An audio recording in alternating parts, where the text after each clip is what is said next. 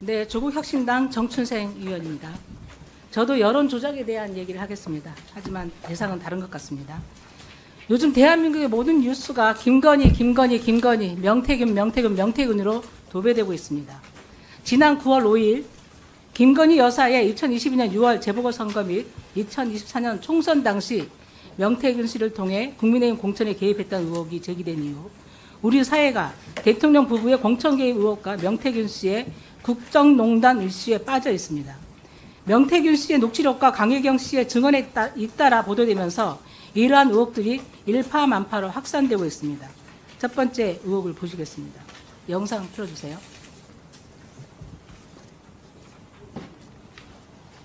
잠시 시간 좀 멈춰주시겠습니까? 잠시 시간 좀 멈춰주세요. 소리가 왜 안 나요? 윤석열이를 네. 좀 올려갖고 네. 홍준표보다 한 2% 앞서게 해주겠어. 알겠습니다. 그 젊은 아들 있다 아닙니까? 네네네. 원자간에 그 결석 올려갖고 네네. 예, 2, 3% 홍보다 더 나오게 해야 되니까.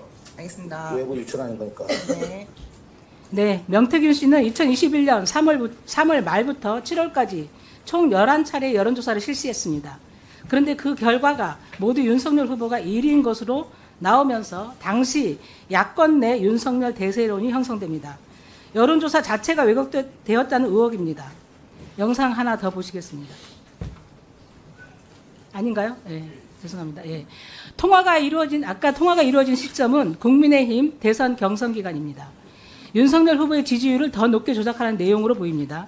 PPT 자료를 보시면 실제 결과는 명태균이 지시한 대로 윤석열 후보 33.0%, 홍준표 후보 29.1%, 유승민 후보 12.4% 순으로 집계되었습니다.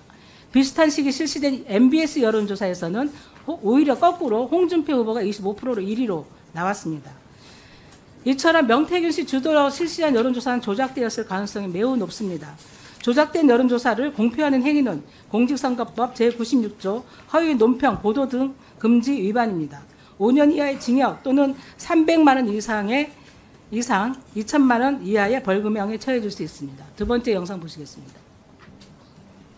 네. 내가 대통령 전화한 거 아나? 내가 가가시범이 아니잖아. 사모하고 네네. 전화해갖고 네. 대통령 난 김영선 했는데 나도 김영선이 끝났어. 고생하셨습니다. 아, 그러다 빨리 너 간판하고 네네네. 그 소문내면 안 돼요. 나중에 네네. 그거들 난리 날 겁니다. 네. 네, 명태균 씨는 2022년 5월 9일 대통령 부부로부터 김영선 전 의원의 공천을 받아왔다는 말을 합니다. 그리고 실제로 다음 날 창원 의창에 아무런 연고가 없는 김영선 전 의원의 공천이 확정 발표됩니다. 이에 대해 강혜경 씨는 지난 21일 국회 법제사법위원회에 출두하여 이렇게 증언합니다. 영상 보시죠. 그 3억 7천만 원 대신에 김영선의 공천을 받아왔다 이 말인가요? 네, 맞습니다. 네, 이 증언이 사실일 경우에 대통령의 명백한 공천 개입입니다. 공직선거법 57조의 6, 공무원 등의 당내 경선 운동 금지 조항을 위반한 사항입니다. 또한 형법 제129조 수뢰, 사전 수뢰에도 해당합니다. 액수가 1억을 넘기 때문에 특가법 제2조 뇌물죄의 가중처벌도 해당됩니다. 무기 또는 10년 이상의 징역형에 처할 수도 있는 중대 범죄입니다. PPT 한번 봐주십시오. 첫 번째, 명태균 씨는 강혜경 씨에게 여론조사를 조작할 것을 지시하고 이를 공표합니다. 공직선거법 위반입니다. 둘째, 명태균 씨는 총 81회에 달하는 여론조사에 들어간 비용 3억 7천만 원에 대한 예산 내역을 들고 윤석열 당선인 부부를 찾아갑니다. 아시는 바와 같이 이 여론조사 비용은 선관위에 제출하는 국민의힘 대선 회계에도 보고되지 않았습니다. 즉 윤석열, 김건희 부부의 개인 채무인 것입니다. 그러나 윤석열 당선인 부부는 비용을 지불하는 대신 김영선 전 의원을 창원 의창 보궐선거에 공천해 줍니다. 공천을 주는 대가로 개인 채무를 확정적으로 면제받았다면 뇌물을 받은 것으로 인정할 수 있습니다. 공직선거법, 정치자금법, 특가법 등을 모두 위반한 사안입니다. 특히 저는 이 모든 의혹 중에서도 뇌물수수죄가 핵심 사안이라고 저는 생각합니다. 경찰청장님께 질의하겠습니다. 본 의원이 제기한 내용에 대해서 어떻게 생각하십니까? 이 건은 그 검찰하고 공수처에 고발이 돼가지고 수사를 하고 있는 걸로 알고 있습니다. 수사한다는 말은 있지만 제대로 수사하고 있는지는 우리 국민들이 믿을 수가 없습니다. 현재는 강혜경 씨만 창원지검에 출두해서 한번 그 조사를 받고 있는 걸로 알고 있고요. 김건희 여사 관련된 부분은 전혀 수사가 안 되고 있는 걸로 알고 있습니다. 경찰청장님, 이걸 인지를 했으면 뇌물죄에 대해서 아까 본 의원이 제기한 뇌물죄에 대해서 인지 수사하셔야 되는 거 아닙니까?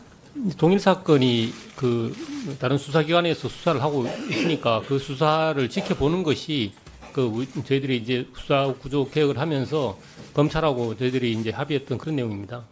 아니 그 부분이 지금 김건희 여사에 대해서는 수사가 진행되고 있는지 확인해 보셨습니까? 아니 근데 그게 같은 건이지 않습니까? 저는 경찰청에 적극적인 인지 수사를 해야 된다는 것을 당부드리고 싶습니다.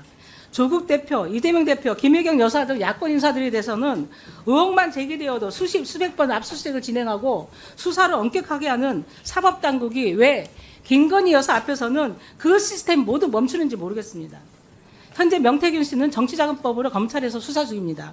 그렇다면 이 뇌물죄에 대해서도 김건희 여사를 소환해서 저는 적극적으로 수사를 해야 된다고 생각합니다. 굉장히 심각한 범죄이기 때문입니다. 행안부 장관께 질의하겠습니다.